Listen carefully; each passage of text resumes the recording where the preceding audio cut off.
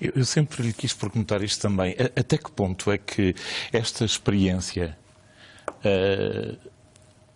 do início da sua vida adulta o estruturou ou o destruturou de vez? Sabe, a recordação que eu tenho é quase como um sonho. Quase como um sonho. Porque para uma pessoa que tinha tido uma infância de certa maneira protegida, uma adolescência protegida também, uma vida universitária normal, estou a falar do meu caso, é de repente precipitado para este horror, é muito estranho. Logo na chegada foi estranho para mim, porque o cheiro era diferente, a cor da terra era diferente, o céu era diferente, não era o céu de Portugal, as estrelas eram outras. Não havia as estrelas que eu conhecia, a Ursa Maior, a Ursa Menor, a Cassiopeia, etc. Orion. Lembro-me de um camarada meu me ter dito: onde é que nós estamos? Nós estamos em Portugal. Isto não é Portugal. Depois passámos 3 ou 4 dias em Luanda e fomos imediatamente para as terras do fim do mundo.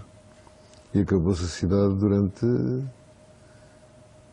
até à volta, durante 27 meses. Portanto, foi muito importante para mim sob vários pontos de vista. Primeiro, deixei de ter uma concepção ptolomaica do universo do qual eu era o centro. Era um no meio de muitos. E depois, como noutras situações mais tarde, dei-me conta de como aqueles rapazes, que tinham 22 anos, eram extraordinários. Muitos deles era a primeira vez que tinham sapatos.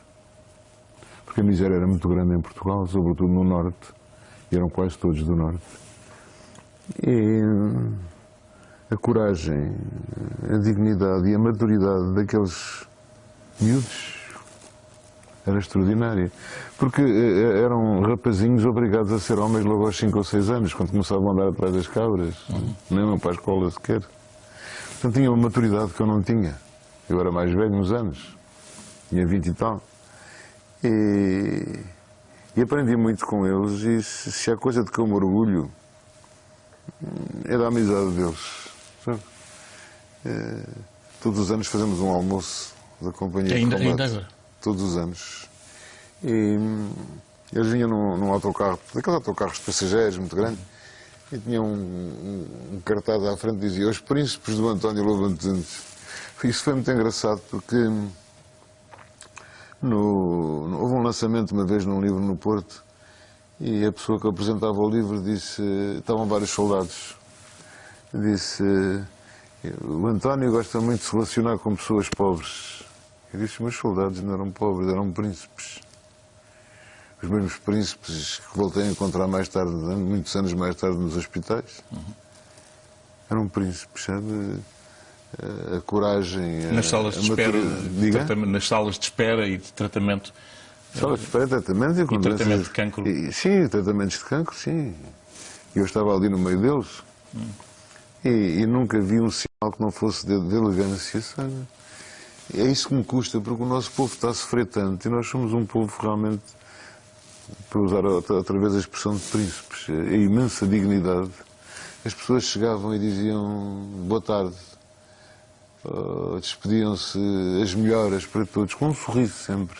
Não vi ninguém chorar, não vi ninguém gemer, não vi ninguém queixar-se. Mulheres, homens, miúdos, rapariguinhas muito novas, já com peruca, etc.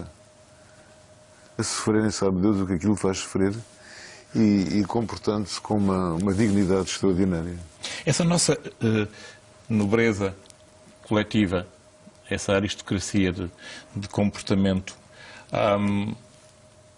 parece estar focada para a capacidade de sofrer, não tanto para a capacidade de reagir. Reagem, mas têm a dignidade no sofrimento, quer dizer... Mas levam tempo a reagir, ou talvez levamos tempo a reagir. Desculpa? Levam tempo a reagir, ou talvez levamos tempo a reagir. Eu só posso falar por mim, né? Quando disseram tens um cancro, ou tem um cancro, a minha reação foi de espanto. Isto não pode estar a acontecer a mim. Claro. São os outros que têm estas coisas, não sou eu. Claro. E eu tive muita sorte, um médico excepcional, as equipas de enfermagem eram excepcionais, de ternura e de atenção para toda a gente. para toda a gente.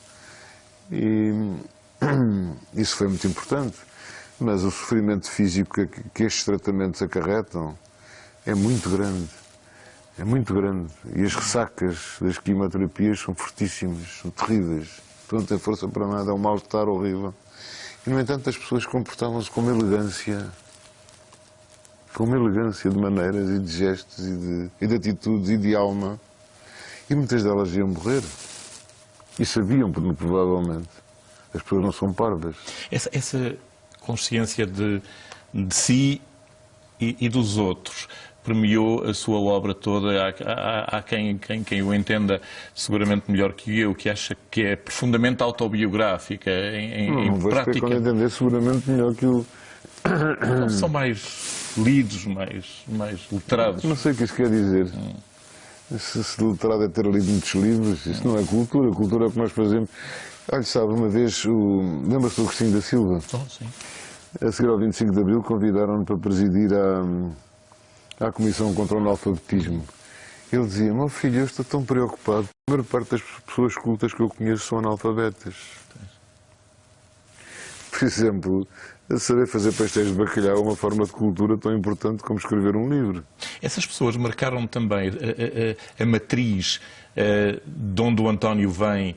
É muito sua, esta experiência em África, e são as pessoas como o Agostinho da Silva, como o Eduardo Lourenço, a quem o senhor dedica pelo menos uma crónica aqui, mas que transparecem muitas outras passagens pela sua obra. Sim, tenho tido a felicidade de encontrar pessoas excepcionais, pessoas melhores que eu, pessoas que eu respeito. Para mim, a amizade ou o amor, ou o que quiser chamar, Mário, passa sobretudo pelo respeito. Ou passa também muito pelo respeito. Pela admiração. Uma parte sobre o Eduardo Lourenço que eu transcrevi aqui. Parece que o admiram, diz o António, sem o entenderem. Sabe, nós somos muito rápidos a adjetivar e muito lentos a compreender. Põem etiquetas. Enchemos tudo de palavras, rodeamos tudo de palavras, emoções. Sente isso também à sua volta, que há muita gente que o admira, e, sem necessariamente o entenderem? Isso eu já não sei dizer. Sei que na primeira vez que estive doente, há 7 anos, recebi mais de 5.000 cartas, mails. Lembro-me de um rapazinho de 18 anos que dizia: não admito que o meu como é que era? Não admito que o meu herói se vá abaixo das canetas. Nem imagina a força que aquilo me deu. Portanto, sabe, quem entende não são obrigatoriamente os universitários ou os intelectuais. Eu não sei muito bem o que isso é.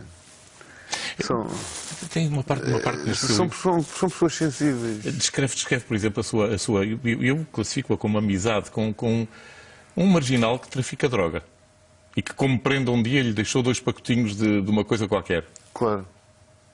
E depois? E toda a gente o admoesta com o dedo no ar: cuidado com ele.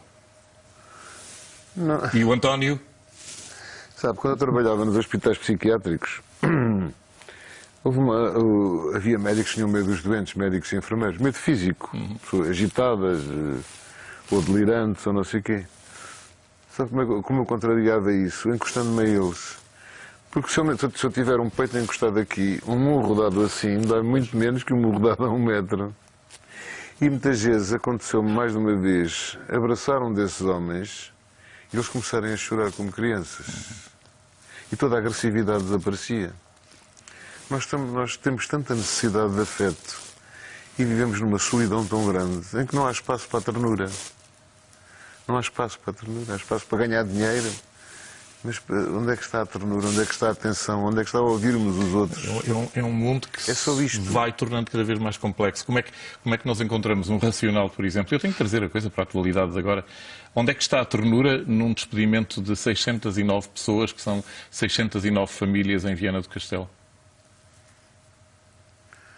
A mim o que me custa mais é o desprezo por pessoas excepcionais.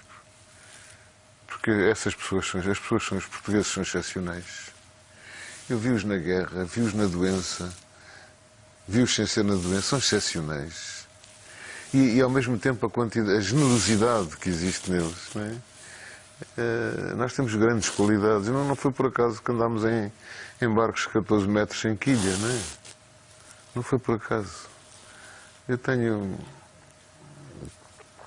Há pessoas diante das quais a gente tem vontade de se ajoelhar. Outro dia eu vinha a descer a rua para casa. E ao meu encontro vinha a subir uma senhora bem vestida, bem penteada, vestida de luto, com bom ar, com um ar muito digno. E eu pensei, pronto, conheceu-me, vai-me pedir um autógrafo, que é uma coisa que me acontece muitas vezes, né? E ela chega ao pé de mim e disse baixinho, tenho fome. Só. E, quer dizer, e diante disto nós começamos a fazer uma série de perguntas a nós mesmos. O que é isto? O que é que se passa no meu país?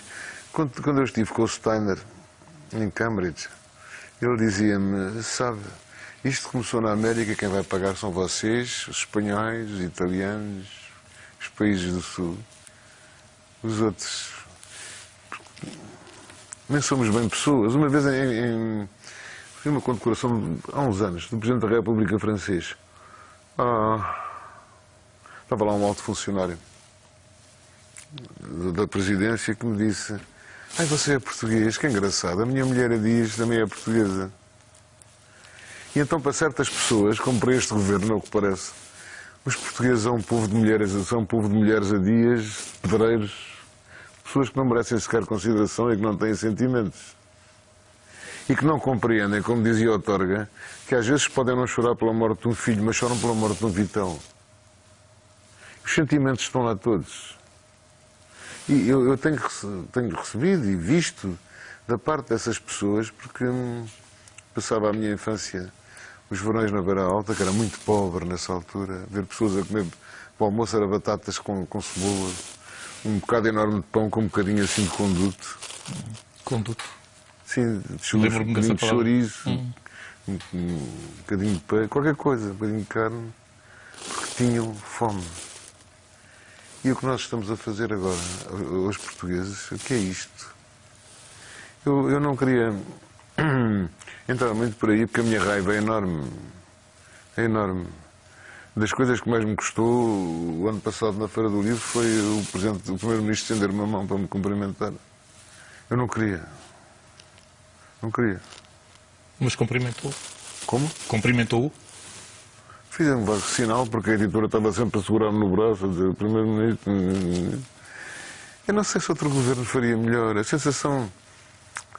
Eu não consigo simpatizar com a classe política, porque perseguem projetos de poder pessoal. Quase todos eles, não é? Mas onde é que está a generosidade? Onde é que está o amor? Raramente escreve diretamente sobre política, ou praticamente nunca. Sim, não, diretamente. Sim, não. Porque indiretamente, obviamente, que escreve. Sim, diretamente não. Para quê?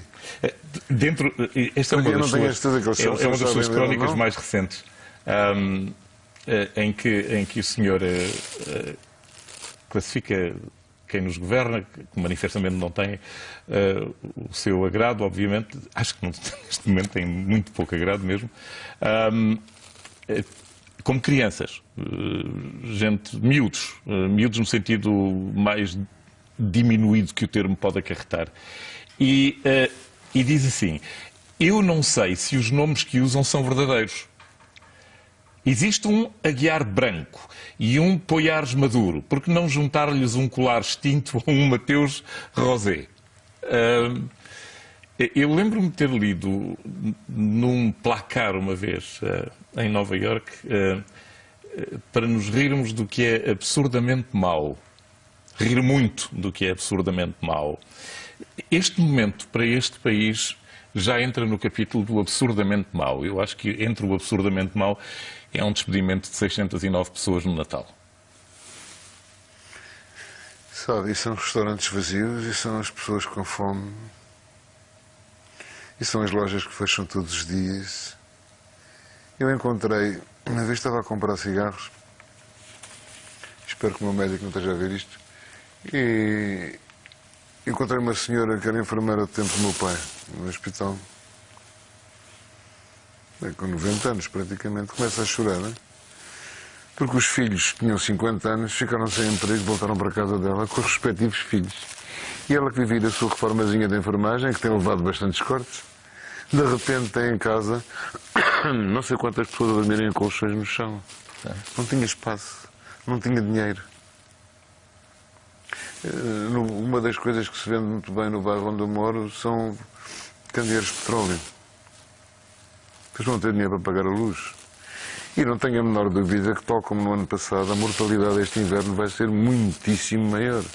Porque não tem aquecimento. As pessoas estão mal alimentadas. As pessoas não têm dinheiro para os remédios.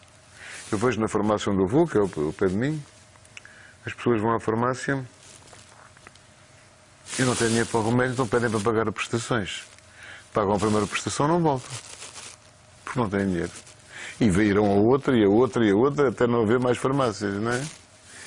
Os tratamentos são cada vez mais difíceis, os médicos são cada vez mais mal pagos.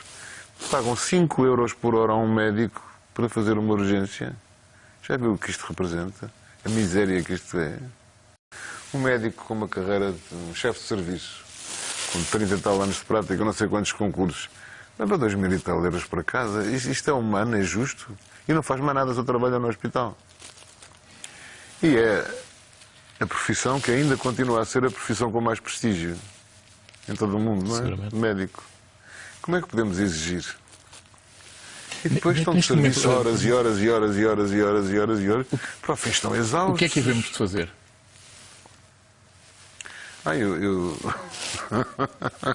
Eu posso dizer o que me apetecia fazer. O que é que lhe apetece fazer? Mas tenho medo que não me buscar aqui à porta. Não me apetece nada ter mais processos. Agora, é indignante. É profundamente indignante. Eu não sei, acho que isto começou provavelmente muito antes deste governo, não sei, não faço a menor ideia. Mas depois agora, talvez quando falou em crianças seja verdade mesmo, porque as pessoas vão para uma incubadora chamada Juventude Partidária, seja de partido for, não é? E ali permanece e não tem nenhum contacto com a vida.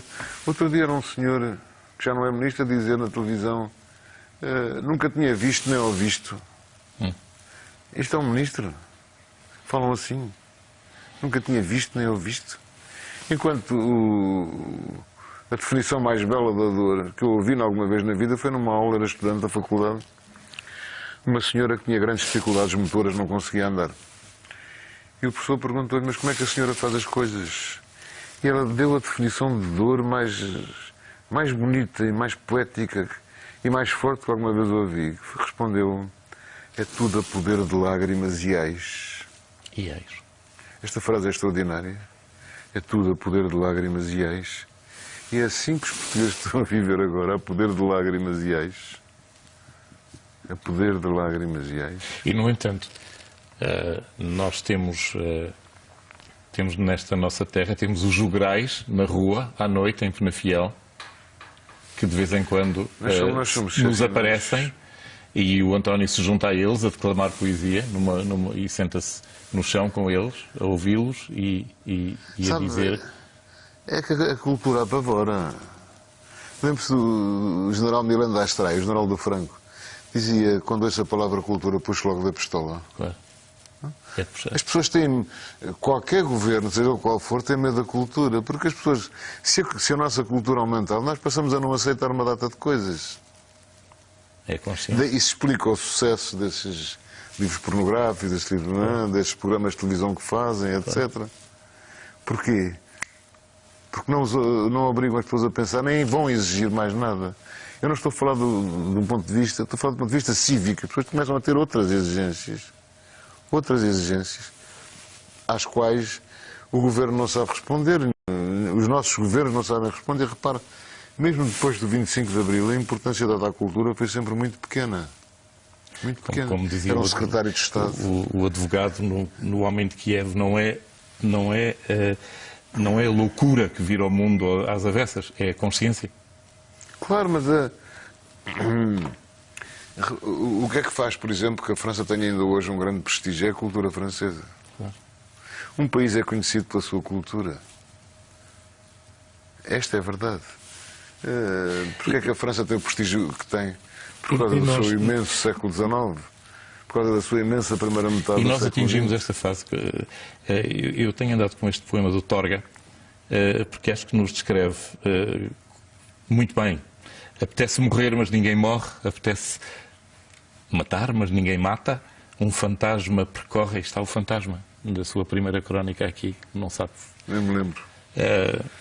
Um fantasma percorre os motins onde a alma se arrebata. Estas crónicas são... É uma espécie... É como quem faz desenhos nas margens do manuscrito.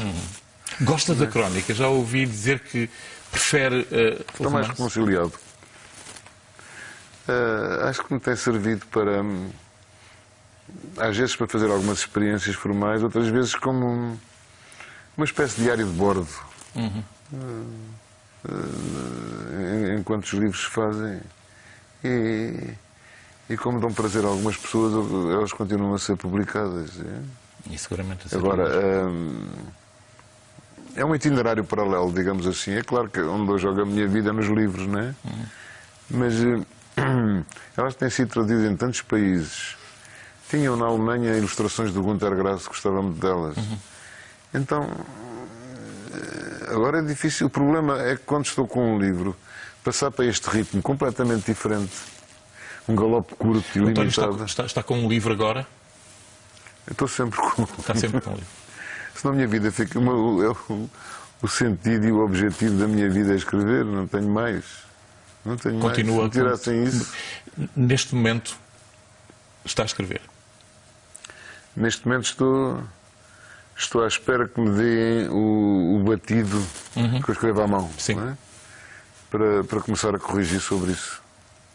Espero que não demore E muito tempo. tem um daqueles títulos maravilhosos para esta. Os cavalos sobre a água. Não te via em Babilónia. Este título é provisório ainda, porque o que está pronto... Os livros são publicados com grande atraso em relação à escrita, não é? Este que está pronto, o anterior a este, enquanto eu trabalhava, vai sair no fim de 2014 e vai sair primeiro no estrangeiro do que aqui. E provavelmente será a sorte dos outros, não sei. Não sei. Ultimamente tem acontecido muitas coisas, sei lá, a obra traduzida no Irão, não há ninguém traduzido no Irão. Traduzida na Etiópia, e tudo isto me surpreende e me espanta, e o que é que... O que só significa que os problemas fundamentais do homem são os mesmos. Não é? E o nosso grande problema é que a angústia do homem no tempo continua imutável, não é? Qual o sentido da vida? O que é a morte? De que maneira viver a morte? Será a morte o fim de tudo? E o que são os sentimentos, as emoções, etc. No fundo, um livro não é mais que um delírio articulado, não é? Um delírio coerente. Um delírio coerente. Tem que avançar implacavelmente. E que se escreve apesar de nós. O Mário, quando parte para um livro, não tem grandes ideias. Se tiver um plano, o livro fura o plano e vai noutra direção, não é? Com as crónicas é diferente, é ficar sentado assim, à espera que... Às vezes demoram 2 horas a vir a primeira palavra. E depois são as palavras que se engendram umas às outras, que se articulam umas com as outras, quais apesar de nós. Como se fosse a mão fosse autónoma e a cabeça estivesse assim longe a vigiar aquilo. Não é?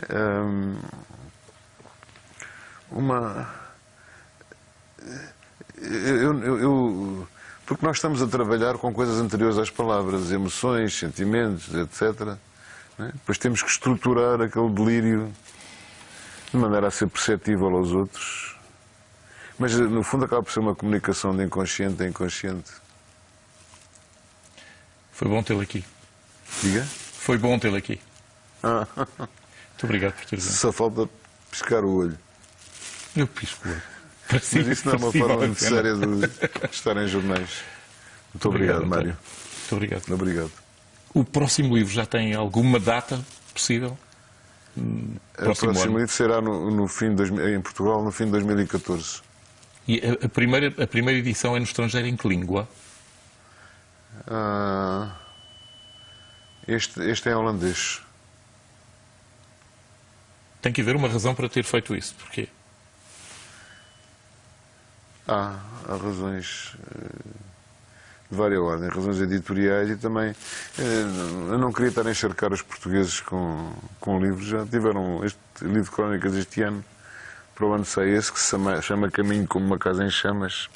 Caminho como uma casa em chamas. Caminho como uma casa em chamas e depois no fim de 2015 sairá outro livro. Espero ainda cá estar para fazer alguns, sabe, porque quando fui internado o que eu pensava era preciso de tempo para acabar o livro, deixem-me acabar o livro, deixem-me acabar o livro. Porque eu estava sinceramente Mas agora tem convencido que ia tempo para morrer. acabar o livro. Perdão? Agora tem tempo para acabar. A gente nunca sabe, nunca sabemos o tempo que temos. Posso morrer daqui a 5 minutos, daqui a 10 anos, não sei. Mas de qualquer maneira, a obra ficará sempre incompleta. Muito obrigado. Obrigado, Mário. O livro de António Loura de Nunes, para quem nos esteja a seguir, é o seu quinto livro de crónicas. A edição é da Dom Quixote. Curto intervalo agora. Muito obrigado, António.